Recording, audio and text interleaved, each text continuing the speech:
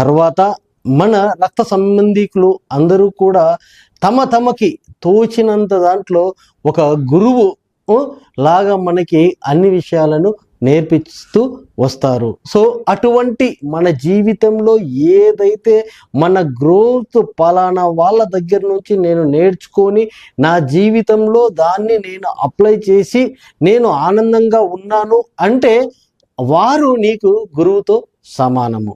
So అటువంటి గురువులకు ఎప్పుడూ కూడా నువ్వు కృతజ్ఞతా భావంతోనే ఉండాలి.